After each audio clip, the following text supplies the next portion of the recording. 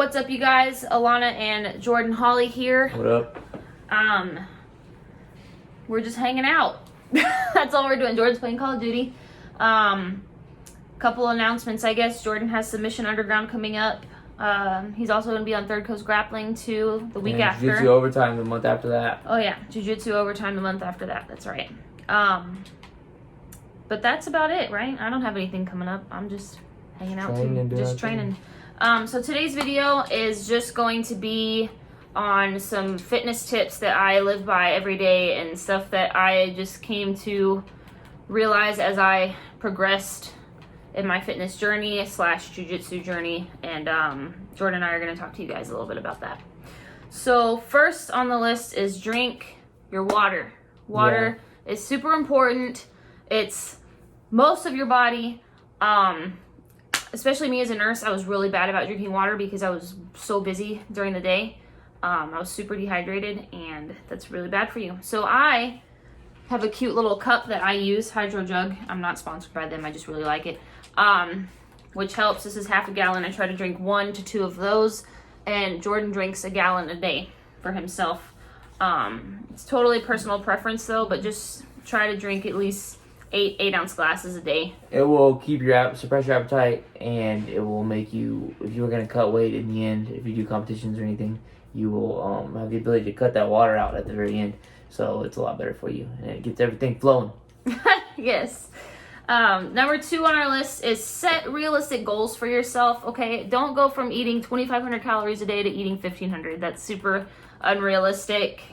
You'll starve yourself. You'll want to eat more if you do that. Don't go from eating a lot in excess to the bare minimum right away, because you're basically setting yourself up for failure there. Start off with something small, like maybe a slight reduction of 200 to 300 calories, and if you're okay with that, then just keep going down by 100 calories. Anything you want to say on that? Yeah, if you don't track your calories at all or anything, then you're going to need to get a baseline, because if you don't know how to reduce it, if you don't know where you're at or what you're eating, you know? Yes. So it's important. Yeah, and we touch on that a little bit later here on my list. I'm getting ahead of this. Yeah, you're getting ahead of the game there. That's okay. 3, if you have a bad day eating, move on and keep eating good the next days. You don't want to have a bad eating week, because if you keep eating bad the rest of the week, then you just ruin everything that you've been working towards. It's okay to eat bad one day, enjoy yourself, eat a burger with your friends, do whatever, but don't sit around and feel sorry for yourself and then have that bleed into the following days, because then it's going to be even harder for you to get back on track to what you were doing.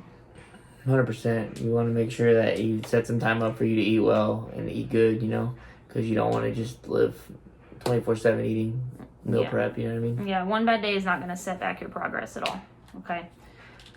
Next on that same note is don't starve yourself, okay? If you eat bad on a day, don't starve yourself the next day. Just go back to doing what you were doing. And also too, whenever you're trying to lose weight, don't start by just restricting everything completely. Up your cardio. If you eat a lot more, then run another 20 minutes, ride the bike. I find the recumbent bike at the gym, really easy to ride, and you don't have to run at 10 miles an hour. You can run at 5 miles an hour or 4. It's just, the point is that you got a good pace going, you know.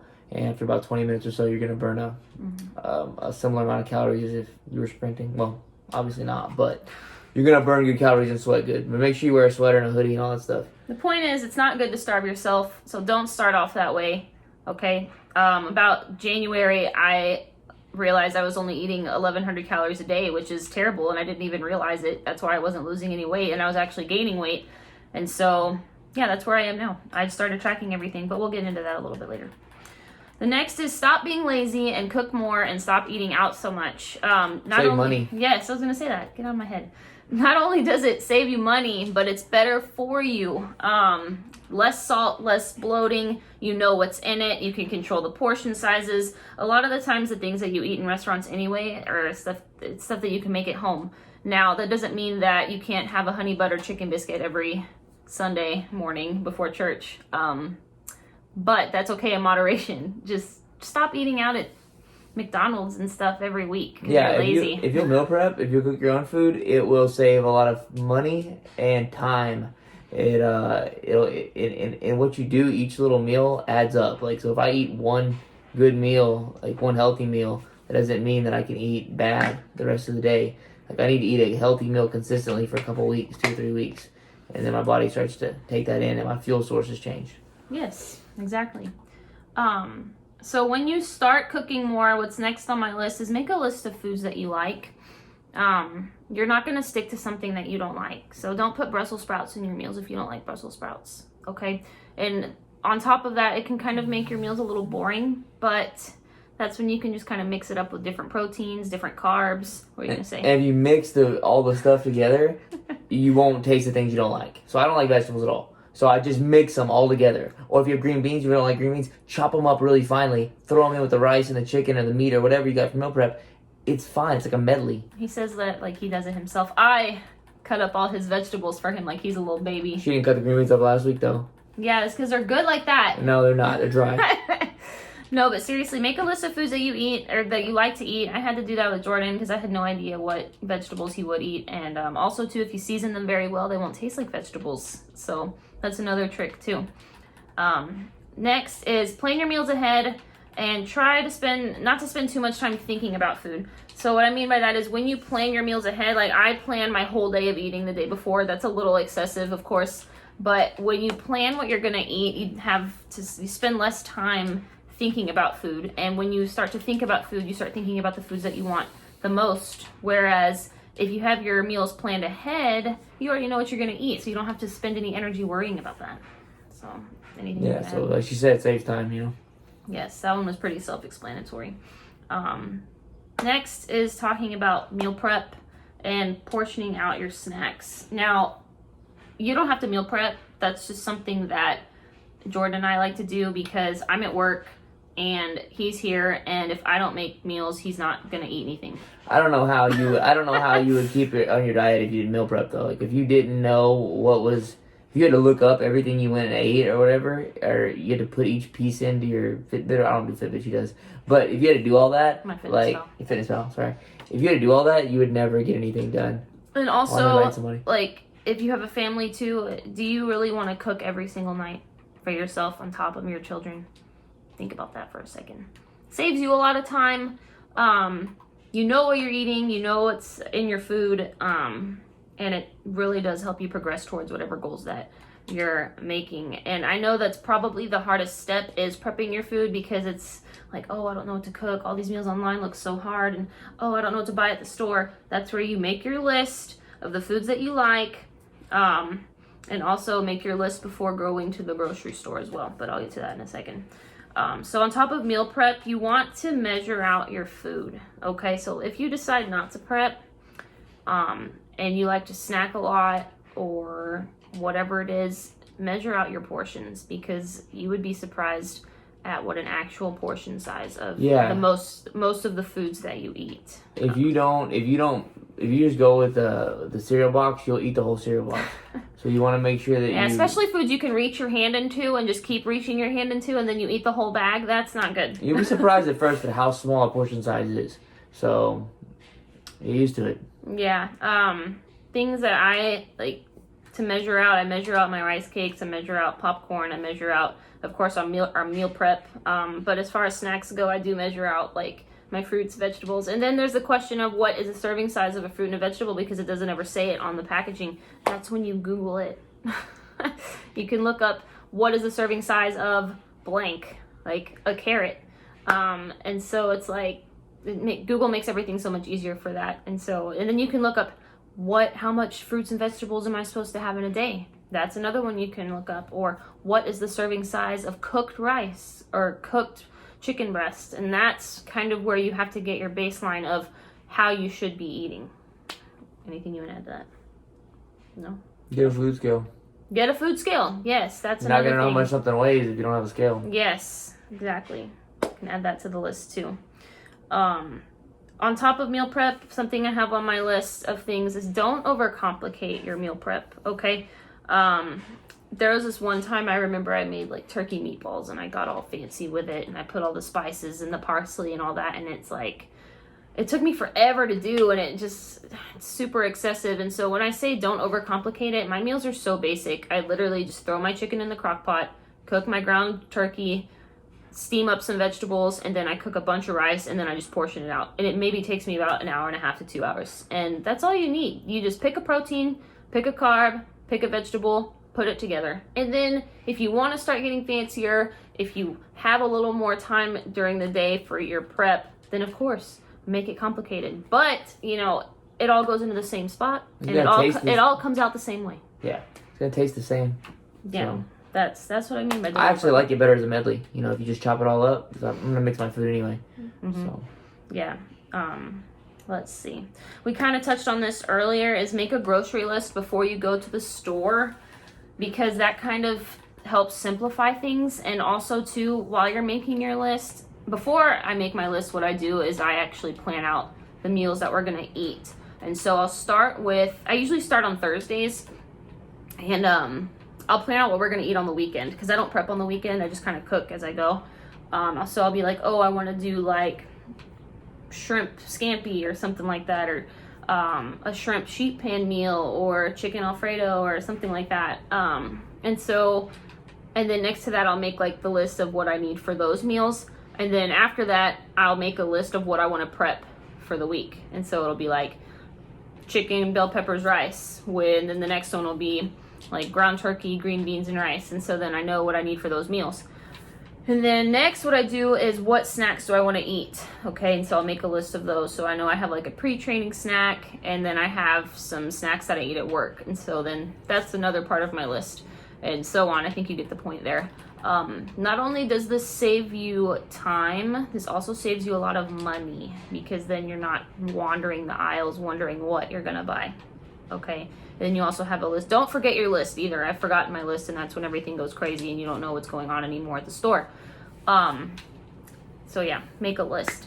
And then also to try to use curbside if you can, if you're trying to cut back on foods that you eat, because that way you're not wandering the aisles looking at all the yummy things like cookies and cakes and cereals. And so curbside is definitely a great option if you're trying to cut back on your calories. It saves time, because time you can never get back. And Jordan's all about saving time, and he hates going to the store. I also don't like going to the store, so curbside's a great thing for anybody. You can avoid the coronavirus. Yes, avoid coronavirus. You're terrified.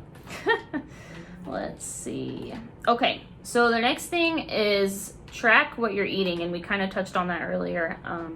You don't have to go full out counting your macros, because that can be really confusing at first. But there are tons of free resources on the internet and YouTube and Instagram on how to do that. But I do advise that you track the calories that you're eating, because that's a good baseline for how you're doing. Because you might not think that you're eating that much, or you might be eating super healthy but you're not losing weight, but really you're eating a lot of calorie dense foods, and so that's why your weight's not really changing. And so, like, for example, like if you eat a lot of nuts are really calorie dense because they're high in fat, and so that can actually make you gain weight if you eat nuts in excess. So just little things like that. Anything you want to add to that, Jordan? No? Okay. Let's see. Okay, this one's probably my favorite one. If you're craving a food, eat it, move on.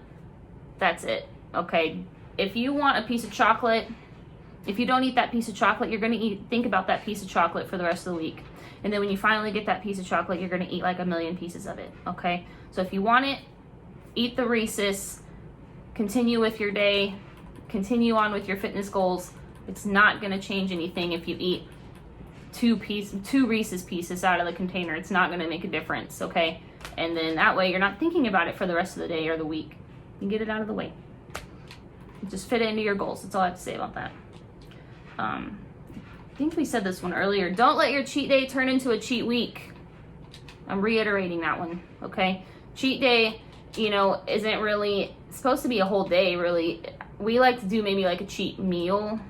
So we really like breakfast, and so we eat a really big breakfast. Or a burger or something. And then we don't really eat crappy the rest of the day. That's just our meal that we like to enjoy, and then we just go back to how we were living. Because the other meals that you eat, you don't have to be for instance, I'll give you an example. Meal prep during the week, and then on the weekends you can have badass food with some tuna steaks or some salmon or something, and a lot makes really good salmon and shrimp.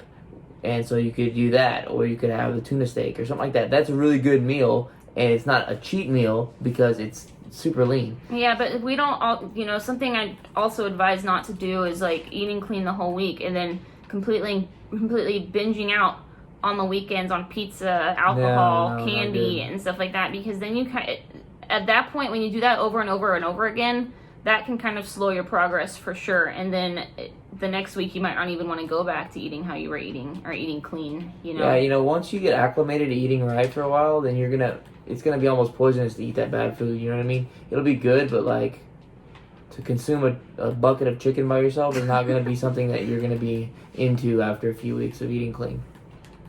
Okay. Especially if you do like sports and you're doing performance athlete type stuff, like you're gonna feel the difference in your fuel and how you're running. Mm-hmm. And on top of that, speaking of fuel, add vegetables to your meal. Some way, shape, or form, eat your vegetables. Even if you have to drink a greens powder, get some vegetables somehow. It makes all the difference. It regulates you. You get to go to the bathroom a lot more. You're not constipated. Eat your vegetables. Get your fiber. That's all I have to say about that. And Jordan can fight me on it, but I make sure he gets to his 5 to 9 servings of vegetables a day. I sneak them in there. He doesn't know. Doing a protein shake is not so bad. Yeah, protein shakes are really good if you want some more vegetables. This next one, yeah, this is a good one, I guess. Keep your trigger foods out of the house. If you do keep them in the house, just try to maybe work them into your goals. So like, for example, we are obsessed with mini rice cakes, okay? The little caramel ones that are like this big. They're delicious. We keep them in a big old container. We'll buy like 5 bags of them and fill this container so we can just grab them and go. And when we're watching shows at night, we'll want to just like binge out on these rice cakes, okay? It's not always the best idea.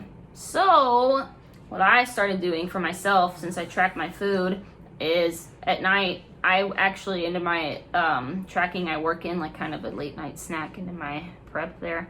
And so I'll do like a serving or 2 of the rice cakes with some yogurt. So then that way I get my protein and I get my snack that I want, and all is good with the world. I don't end up binging on rice cakes. And then also too, we got this really good dip, the cookie butter dip from Flexible Dieting Lifestyle that tastes amazing. It tastes that and G butter is really good because you might have a sweet tooth, and those things have really low sugar. They're not typically what you would you'd see as like a composition as far as like the crappy portions you get on these snacks and candies and stuff. But G butter and that Flexible Lifestyle. Yeah. What I was getting at with that was I dip my rice cakes in that, is what I was going to say. Or you can eat it straight. Or you can eat it by itself. It's like 65 calories with like almost no carbs, so you could eat 2 servings. But I think something important to think about when you want to eat or binge out on a snack is like, how is it benefiting you? Does it have your proteins, fats, carbs, or is it just straight fats? Is it just carbs? Is it just sugar? Better not be sugar. You don't want no sugar. Sugar is okay in moderation, of course. But just kind of think about those things the next time that you want to do it. And if you absolutely have to have it, just measure out a serving size and pair it with something and move on. Okay, the next one is about supplements. I love supplements. A pill will not solve your problems. Take them anyway. No. Always consult your doctor before taking supplements. I never do that. Okay? I'll never do that. A pill cannot solve your problems. It cannot make you lose weight if you're not putting in the effort. Okay? It's not a substitution for hard work. It's not a substitution for good dieting. They are meant to supplement what you're already doing. Okay? If you take a fat burner, don't just take a fat burner to lose weight. Take a fat burner after you've already been losing weight and you might need it to get rid of some extra give you some energy, fat on you or whatever. Give you some energy. I'm not endorsing taking supplements at all. I do take some myself, but no, I don't. There is a limit to taking supplements, and I always advise that you should consult your doctor before taking anything, or look into it, read about it, look at reviews, stuff like that. Ask Brandon from Complete. Yeah, that too. But it's not going to solve your problems, okay? It's not just going to... There's no such thing as a miracle pill that you're going to snap your fingers, take, and you're going to be skinny tomorrow. It's impossible. You have to put in the hard work, okay? Anything you want to add to that? I take a lot of supplements. Yeah, he does. And we'll see where that gets him whenever we post our weight loss video for Jordan after third working good so far. You'll see that supplements don't solve your problems. But it's not the main course, but it can certainly help you. This next one I think is really important too, is have an accountability partner that will be completely honest with you. Jordan is my accountability partner, and I'm his accountability partner. And I'm not scared to tell him that he's getting fat. Okay? I just told her, shut up. I'm gonna eat all the snacks. Yeah. But just have someone that you can tell, like, oh, I'm eating this, I'm doing that. I had a little snack last night and blah, blah, blah, whatever you need to do. But just have someone that you can... or you can just say, hey, what are you doing? Yeah. What are you eating? What are you doing in there? You know what I mean? Something like that. Yeah. What are you eating? Huh? What are we eating now? Mm-hmm. Just have someone that you can... Sometimes the accountability partner can be your fall into the fat partner.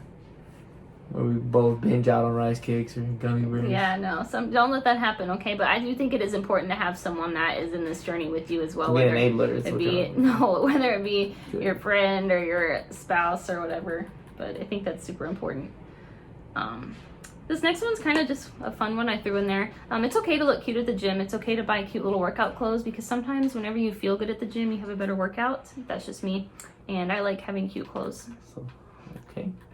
I wear the most basic things at the gym. There are days that I look like a bum, okay? Don't get me wrong. Most times, here's the thing. Most times I wear like sweaters and stuff because I'm trying to sweat more so that I can eat more food. So my tip is to not worry about what you're wearing and just wear warm things so that you can sweat. My tip is that if you see cute workout clothes that you like and you get them, and you'll need somewhere to wear them, so you need the gym, and then you'll look cute, and then that's all I have to say about that. I just like buying workout clothes, so I just wanted to put that in there. The next is talking about the scale. Okay, we all hate the scale. We all have that love-hate relationship with the scale. When it shows what we like, we love it. When it shows what we don't like, we want to throw it out the window. Here's the thing about the scale. If you're not a competitive grappler, or you're not somebody that needs to weigh in for something, then the number doesn't matter that much at all.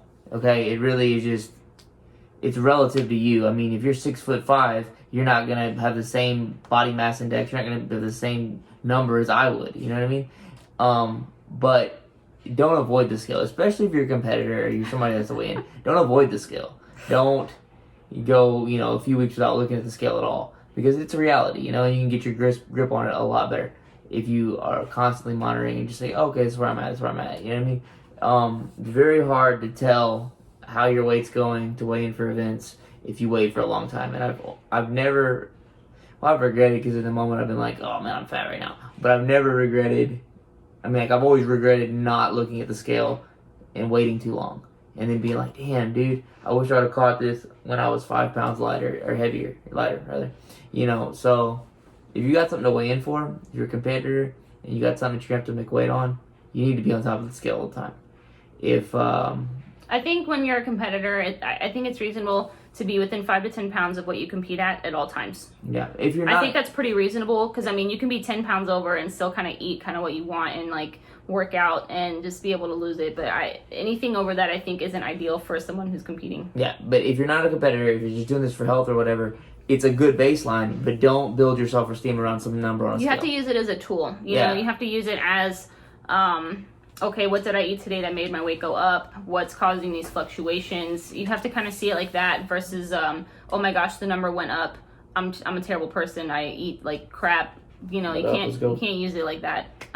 So I think it should be used more as a tool to help you versus something that determines your value as a person. Yeah, don't get all upset if you're not competing, or if you don't compete at all, if you're not competing for a long time and you see a number that is a pound heavier. Don't freak out and let it ruin your whole day and let it color the rest of your day and affect how you're dealing with people and stuff like that. It's not that big of a deal. You can make choices and you can come down off that weight. In between competitions, I blow up, like a balloon. And I don't let it bother me. Normally, I just avoid the scale altogether. But that's not a good idea. I'm telling you right now, it's not a good idea. To me. Because then when you do get a match and you say, oh, hey, I'll take that match, whatever the weight is, then you look at it and you're like, oh, man, I'm 15, 20 pounds over. And then you're making a video like I am right now about cutting weight. So, where you're breaking a lot of these principles to get down to weight in time. Yes. So. And the last one is just a synopsis of what we already talked about, but it's a slow process. That's my last tip. It's not going to happen overnight. You know, I've been training and working out for about 4 or 5 years now, and I'm just now starting to get where I want to be.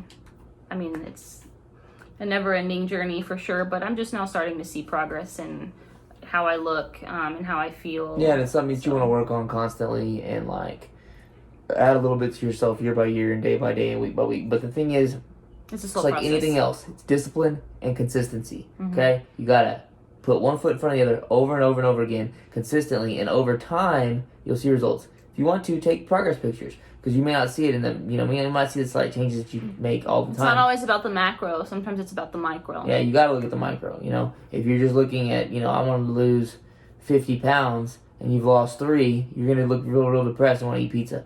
But if you're noticing a change going down, here's a good thing, one more tip we didn't have. If you want to know a good accurate weight, pee in the morning and then check your weight. That's a good baseline every morning. Or just kind of have a consistent way of weighing yourself. So if it's first thing in the morning, stick to weighing yourself first thing in the morning. If it's at the end of your day after training, then weigh yourself at that same time 2 to 3 times a week. You know, but don't do it sporadically, so then the number is not as consistent. Okay, I think that's all we have for you guys. Anything else you want to add? Well, I hope that y'all enjoyed this video. Follow us on Instagram at BaylanaBJJ and at JHolly90. Actually, mine's at Baylana_BJJ to be more specific. Like and subscribe to my YouTube channel, and we'll put out some more content for y'all.